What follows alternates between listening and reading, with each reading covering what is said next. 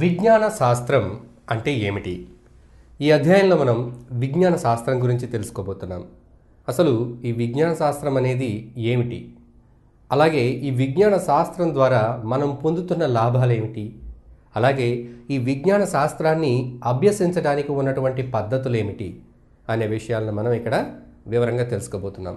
అయితే విజ్ఞాన శాస్త్రం అంటే ఏమిటో తెలుసుకోవడానికి ముందుగా విజ్ఞాన శాస్త్రం వల్ల కలుగుతున్న ఫలితాలను ఒకసారి మనం చర్చించుకుందాం. విజ్ఞాన శాస్త్రం వల్ల అనేక ఫలితాలు ఉన్నాయి కాబట్టి ఈరోజు మనం విజ్ఞాన శాస్త్రం గురించి చర్చించుకుంటున్నాం. ఇది మనకు చాలా లాభదాయకమైనది. మన యొక్క జీవన ప్రమాణాలను, అలాగే మన జీవన సౌలభ్యాలను, సదుపాయాలను వీటన్నిటిని మెరుగుపరచడానికి ఈ విజ్ఞాన శాస్త్రం ఎంతగానో దోహదపడుతుంది.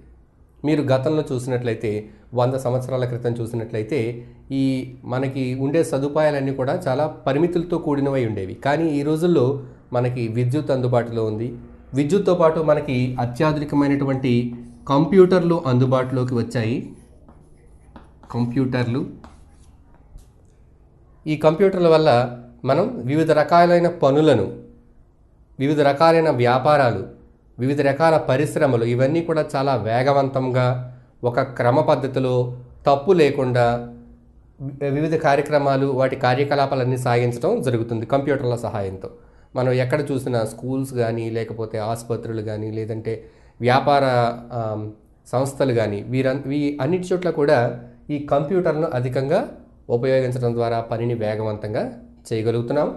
అలాగే ఇంకొక ముఖ్యమైన ఆవిష్కరణ మొబైల్ ఫోన్లు.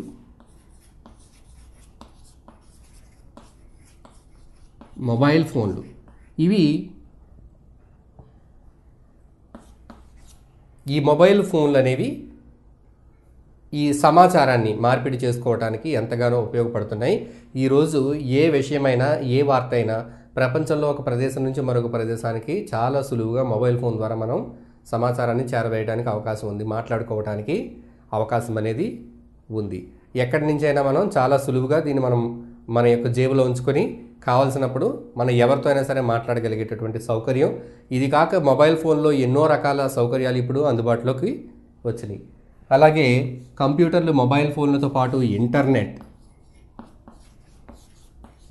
ఇంటర్నెట్ ద్వారా మనం ఎన్నో విషయాలను తెలుసుకోగలుగుతున్నాము, ఎంతో సమాచారాన్ని మనం గ్రహించగలుగుతున్నాము, సమాచార మార్పిడి చేయగలుగుతున్నాము. మన గురించి ఇతరులకు తెలియపరచాలనుకున్నప్పుడు ఈ ఇంటర్నెట్లో బ్లాగుల ద్వారా, వెబ్సైట్ల ద్వారా తెలియపరుస్తున్నాము. అదే ఇతరుల గురించి, వివిధ రకాల సంస్థల గురించి, వివిధ రకాలైనటువంటి సమాచారం, విషయాలు ఇవన్నీ కూడా మనం గ్రహించగలుగుతున్నాము. ఈమెయిల్స్ పంపగలుగుతున్నాము. ఇవన్నీ కూడా ఇంటర్నెట్ ద్వారా సాధ్యమవుతున్నాయి. వివిధ దేశాల్లో జరుగుతున్నటువంటి కార్యక్రమాలు ఏమిటి, అభివృద్ధి ఏమిటి, మిగిలిన విషయాలను కూడా మనం తెలుసుకోగలుగుతున్నాము. అదేవిధంగా టీవీ ఛానల్స్, శాటిలైట్ ఉపగ్రహాల ద్వారా పనిచేస్తున్నటువంటి టీవీ ఛానల్స్ ద్వారా ప్రపంచంలో జరుగుతున్న ప్రతి వార్తలను మనం మన ఇంటి దగ్గరే వీక్షించగలుగుతున్నాము. ఇవన్నీ కూడా శాటిలైట్ల ద్వారా సాధ్యమవుతుంది. ఈ శాటిలైట్లను ఏ విధంగా పంపుతారు? రాకెట్లు. ఇవన్నీ కూడా విజ్ఞాన శాస్త్రం వల్ల మనకు కలిగిన లాభాలు, కలిగిన ఫలితాలు. రాకెట్లు, అంతరిక్ష నౌకలు,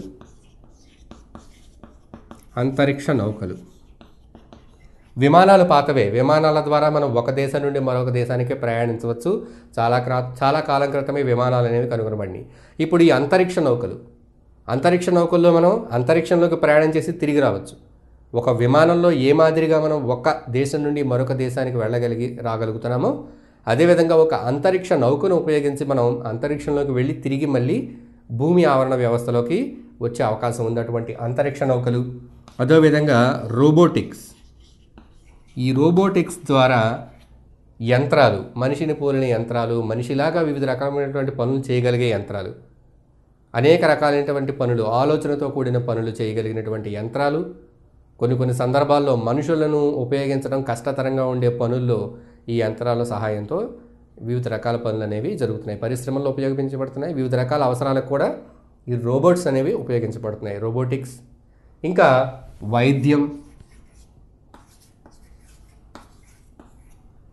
వైద్యంలో అనేక రకాలైనటువంటి విప్లవాత్మకమైనటువంటి మార్పులు, అనేక రకాల శస్త్రచికిత్సలు ఇవన్నీ కూడా మనకి అందుబాటులో. ఇవన్నీ కూడా విజ్ఞాన శాస్త్రం యొక్క ఫలితాలు. అలాగే ఆహారం విషయంలో చూసుకున్నట్లయితే మనం సంకరజాతి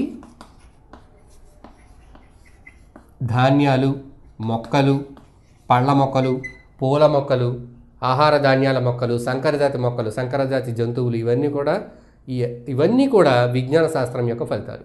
ఇంత గొప్పదైన విజ్ఞాన శాస్త్రం అంటే ఏమిటో, దాన్ని ఎలా అధ్యయనం చేయాలో ఇప్పుడు మనం చూద్దాం. ఇప్పుడు విజ్ఞాన శాస్త్రం అంటే ఏమిటో చూద్దాం.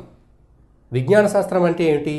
మన చుట్టూ ఉన్న ప్రకృతి వెనుక ఉన్న రహస్యాలు, ఈ ప్రకృతి అంతా ఎలా నడపబడుతుంది, ఇక్కడ ఉన్న జీవుల వ్యవస్థలు ఏ విధంగా నడుస్తున్నాయి, అదేవిధంగా ప్రకృతిలోని నియమాలు ఏ విధంగా ఉన్నాయి, భౌతిక నియమాలు ఏ విధంగా ఉన్నాయి, పదార్థాలు ఏ విధంగా నిర్మితమై ఉన్నాయి, వాటి యొక్క ధర్మాలు ఏమిటి, ఇటువంటి విషయాలన్నిటినీ కూడా, అంటే మన చుట్టూ ఉన్న ప్రాకృతిక పరిసరాల యొక్క విషయాలను అవగాహన చేసుకోవటం, వాటి వెనుక దాగి ఉన్న రహస్యాలను తెలుసుకోవటానికి మన దగ్గర ఉన్నటువంటి ఆధారాలు, మన దగ్గర ఉన్నటువంటి సాధనాలు, మన ఆలోచనలతో వాటన్నిటినీ కనుగొనటానికి చేసే ప్రయత్నాన్నే విజ్ఞాన శాస్త్రం అని అంటాము. క్లుప్తంగా చెప్పాలంటే విజ్ఞాన శాస్త్రం ప్రకృతిలో దాగి ఉన్న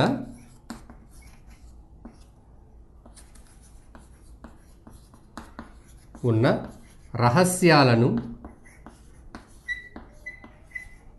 కనుగొనే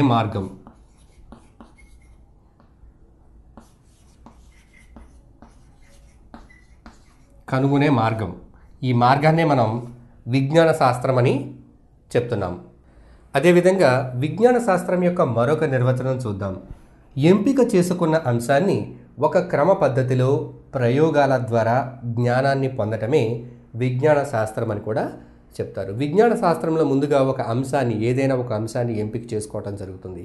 ఎంపిక చేసుకున్న తర్వాత మనం ప్రయోగాలు చేయడం ద్వారా ముందుగా ఒక ప్రణాళికను రచించి ఈ ఎంచుకున్న అంశానికి సంబంధించిన జ్ఞానాన్ని ఏ విధంగా పొందాలి అనే దానికి ఒక ప్రణాళిక, ఒక క్రమ పద్ధతి, ఒక శాస్త్రీయమైనటువంటి పద్ధతిని ఏర్పాటు చేసుకొని ఆ తరువాత దానికి సంబంధించినటువంటి ప్రయోగాలకు కావాల్సిన అన్ని అమర్చుకుని ప్రయోగాలు చేయడం ద్వారా వచ్చినటువంటి ఫలితాల ఆధారంగా మనం జ్ఞానాన్ని పొందడాన్ని విజ్ఞాన శాస్త్రం అని చెప్తాము.